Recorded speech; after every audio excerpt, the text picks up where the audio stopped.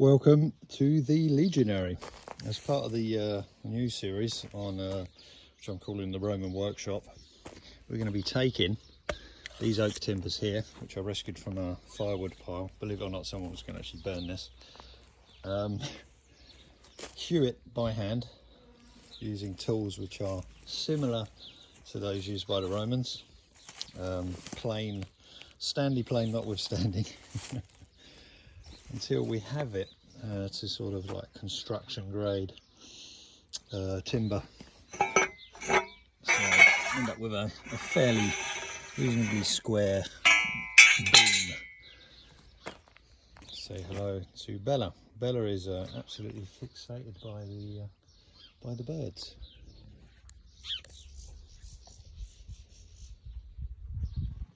So what are we going to be doing with this timber once we've got it to size? Well, we're going to be building, you guessed it, some Roman artillery. I've got some reference books here which we'll go through. So obviously we've got the Ancient Artillery of Salzburg. It's just translated from a German book. So these are great for reference. If you're going to do any research on anything, don't just take one book. At least get 2 or 3 as a minimum, so that you can get as much information as you need on your project. Second book is Greek and Roman Artillery 399 BC to AD 363. And look, we've got the machine that we're going to be building, which is the Roman onager, or the bucking mule or kicking donkey. I did say bucking. So yeah, I've got a depiction of it here in the Osprey book. So that's my other reference. So plenty of other descriptions and explanations on Roman torsion artillery and how it works. So yeah, here for example, this is great. This actually explains to you how a torsion arm works. So it's twisted rope.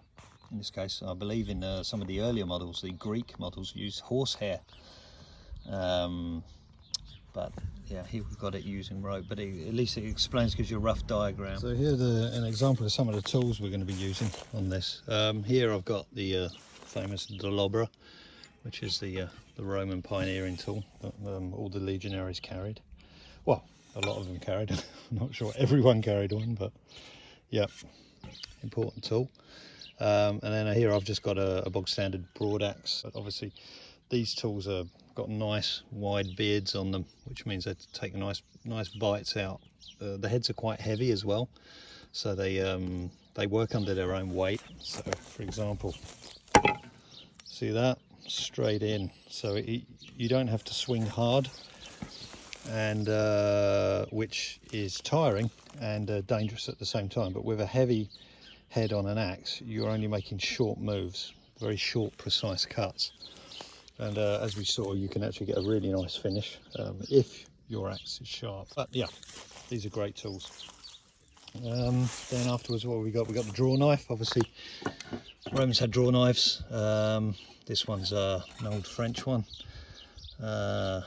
It's a flat blade, so it's not curved. But this is ideal for you can get an almost planed finish on wood if you want to. So this is quite handy if you just want to start to make more precise cuts. But that's handy. Chisel, this is good for knots. If you come across some knots, you can work around the knots with a chisel. Just smarter to use that than it is a plane. And then afterwards we've got 2 planes. So I've got a wood plane here, and then we've got a Stanley, just metal bodied plane. Obviously I've been cheating and using the Stanley, but I also use this one here. This is a small roughing out plane, but yeah, it's got a nice wide mouth on it, so the wood chips don't get stuck in it as much as they do with the Stanley. So sometimes this is actually the preferred plane. And then what do we got for measuring? Obviously we've got a square. Romans are obviously mastered geometry, so they would have used a square. Obviously it would have been wooden or metal. And then we've got a straight edge as well, which I use as to check the length of the timber. But obviously you can make a straight edge out of wood as well. But metal is the preferred medium because it doesn't deform or warp. And the Romans knew that as well. A lot of their instruments were made out of metal, bronze, and and sort of varying grades of steel. So yeah, these are the tools that we'll be using to turn that into that.